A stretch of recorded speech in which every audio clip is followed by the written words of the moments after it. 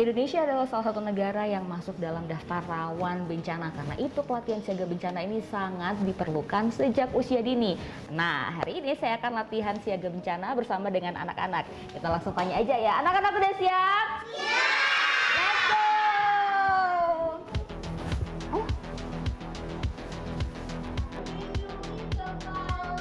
Bersama anak-anak TK ini, saya mengikuti pelatihan dasar siaga bencana yang dimulai dari bencana gempa. Dengan bahasa yang mudah dimengerti, anak-anak diajarkan bagaimana melindungi diri saat gempa terjadi. Misalnya dengan berlindung di bawah meja dan kursi, serta selalu berusaha melindungi kepala dan juga leher. Dari simulasi perlindungan diri saat gempa, anak-anak dibawa ke ruang simulasi banjir. Ruangan ini dilengkapi dengan perahu karet serta pelampung.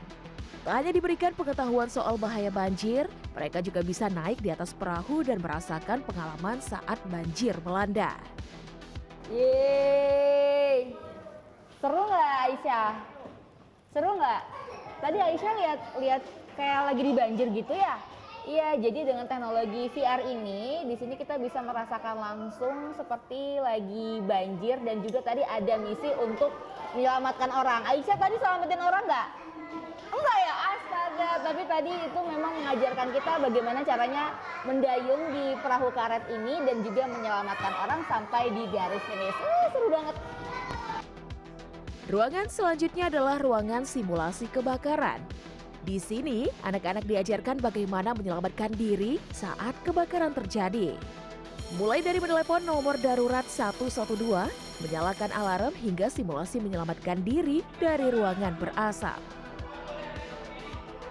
Anak-anak pun diberikan pengetahuan tentang bagaimana untuk tetap tenang, serta selalu menempel ke dinding dan menutup hidung dan mulut saat mencari jalan keluar ketika terjadi kebakaran. Tak lupa, para peserta belajar tentang cara penggunaan APAR atau alat pemadam api ringan. Anak-anak pun antusias menggunakan teknologi VR untuk latihan memadamkan api. Yang tak kalah menarik adalah simulasi P3K. Di sini, instruktur memberi pelatihan tentang cara memberikan pertolongan pertama. Mulai dari membersihkan luka ringan, memasang plester, hingga membalut perban. Simulasi ini diberikan agar anak-anak waspada akan bahaya bencana yang bisa terjadi kapan saja. BPBD DKI Jakarta menghadirkan ruang literasi kebencanaan ini sejak akhir 2022 lalu dan bisa diakses secara gratis pada hari kerja. Jadi kalau dewasa dan anak TK itu materinya akan kami bedakan, berbeda sesuai dengan kelompok usia.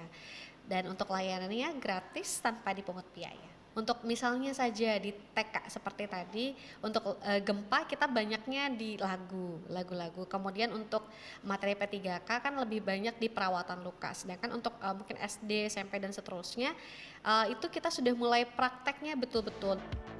Orang tua yang mendampingi anaknya pun mengakui manfaat dari kegiatan ini.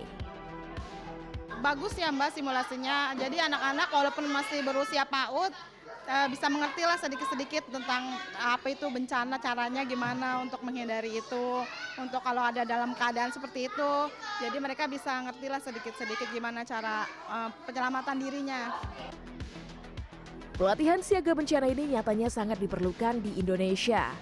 Apalagi menurut data World Risk Index tahun 2025, Indonesia berada dalam urutan ketiga sebagai negara rawan bencana dari 193 negara di dunia. Setelah mengikuti semua simulasi, yang terakhir adalah pelajaran tentang tas siaga bencana, dan di sini sudah ada tas siaga bencana beserta juga dengan isi-isinya. Nah, ini kalau bisa dilihat seperti ini isinya. Jadi memang ada makanan, kemudian juga ada obat-obatan, perlengkapan, masker, hand sanitizer, alat mandi, sampai juga ada botol minum, dan juga ini adalah tempat untuk menaruh berkas-berkas yang penting, dan ini tasnya adalah milik dari BPBD yang memang disediakan di sini. Jadi memang setiap rumah diwajibkan untuk memiliki tas siaga bencana ini, apalagi kan memang sering terjadi bencana di Indonesia, entah itu gempa, banjir maupun juga kebakaran. Jadi tas yang seperti ini tuh sangat praktis, tinggal langsung angkat dan memang harus selalu siap sedia. Gita Meningrum, Nabil Haris, Jakarta.